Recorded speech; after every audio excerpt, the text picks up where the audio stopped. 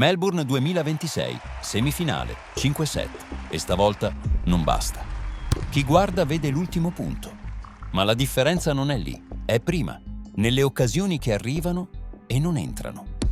18 palle break, 18 e ne entrano 2. E la cosa più assurda, fa più punti, ma perde lo stesso. Stretta di mano, saluta il pubblico e poi sparisce nel tunnel. Spogliatoio, doccia, luci basse e il telefono che si accende come un faro.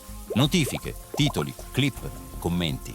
E lui è ancora sudato, ancora caldo, con l'adrenalina addosso. E fuori lo stanno già riscrivendo. Perché perdere fa male, sì, ma il peso vero arriva quando sei diventato quello che non può più sbagliare. E qui nasce questo video. Niente cronologia, niente trofei. Solo una domanda, come si resta su quando l'aria cambia. E tra poco arrivo all'unica mossa che lo tiene in piedi lassù. Una parola sola. Reset. All'inizio sei una promessa. Hai margine. Hai spazio per sbagliare. Poi un giorno cambia l'aria. Non sei più bravo. Sei atteso. E quando sei atteso succede una cosa semplice e crudele. Se vinci è normale. Se perdi è un caso, un allarme, una sentenza. Non serve leggere tutto per sentirlo. Lo senti perché lo vivi. Ogni partita diventa un giudizio, ogni conferenza, un'interpretazione, ogni silenzio, una teoria. E la vetta non ti chiede solo colpi, ti chiede una cosa più rara, restare uguale, mentre intorno cambia tutto. E lui questa aria la respira ogni giorno. In TV il tennis è il match, anche 5 ore se serve. Nel tour è gestione. Gestione dell'energia, gestione del corpo, gestione della testa. Perché i colpi li hanno in tanti, ma la continuità no. E Sinner è uno che vive di gestione, non nel senso freddo. Quando il mondo diventa troppo grande, lui si salva con una cosa semplice, quello che può controllare. E quello che può controllare sono i dettagli. C'è una scena che dice tutto, non un rovescio, non un punto. Una stanza, lo spogliatoio. Sinner entra, appoggia le cose sempre nello stesso modo. La bottiglia, le fasce, le racchette. Lo stesso armadietto, lo stesso posto. Sì, c'è anche un filo di scaramanzia, ma soprattutto c'è una cosa, controllo. Perché quando la pressione sale, lui si aggrappa ai gesti. 2, 3 cose, sempre uguali. E per un attimo il mondo resta fuori. Perché se non puoi controllare tutto, controlli il tuo angolo. E quell'angolo diventa casa. Ma lo sai cosa lo protegge davvero lassù?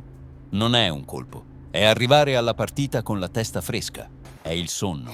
Sinner ha raccontato che riesce a dormire e svegliarsi circa 40 minuti prima del match.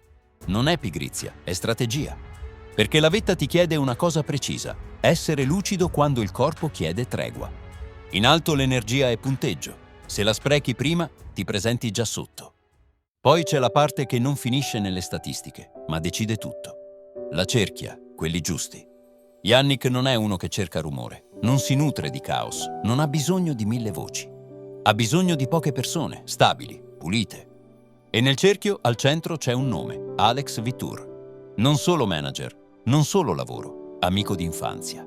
Uno che lo conosce prima dei titoli, prima delle telecamere, prima del rumore. E poi c'è il campo, lo staff, il lavoro vero. Simone Vagnozzi, Darren Cahill, 2 teste, un obiettivo.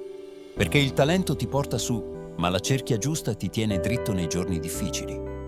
E poi c'è la ricarica più forte. Tornare a casa, staccare, per rimettere ordine. 2 giorni di silenzio, persone che non ti chiedono niente, che non ti giudicano. La vetta ti alza, casa ti rimette dritto. E quando torni sul tour, non torni con motivazione. Torni con una cosa più rara, equilibrio. Ora immagina una scena. Un tie break, il respiro corto, la presa che si irrigidisce, la mano che stringe troppo. C'è un colpo che per lui è naturale e per un attimo diventa pesante. Non perché non lo sappia fare, ma perché lo sta controllando. E questa è la trappola. Quando inizi a controllare tutto, perdi libertà. Il corpo non deve pensare, deve fidarsi. E fidarsi, sotto pressione, è la cosa più difficile. Perché sotto pressione non giochi contro l'altro. Giochi contro l'idea di te che gli altri si sono fatti. E quell'idea pesa. E allora arriviamo alla mossa. Reset. Non filosofia, pratica. Un punto perso, il respiro, lo sguardo alle corde, 2 rimbalzi. Un microgesto, sempre uguale. E si riparte.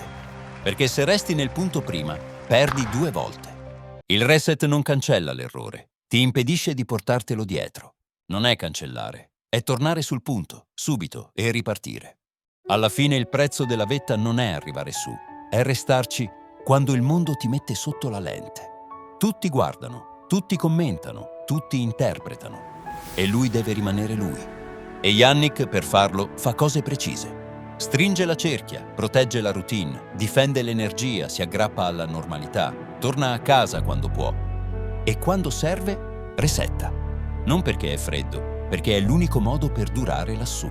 Se questa storia ti è rimasta addosso, scrivi una parola sola nei commenti, reset, e dimmelo secco, qual è la tua mossa per ripartire quando senti troppa pressione? Io sono Ivano, questo è Inspirational Stories.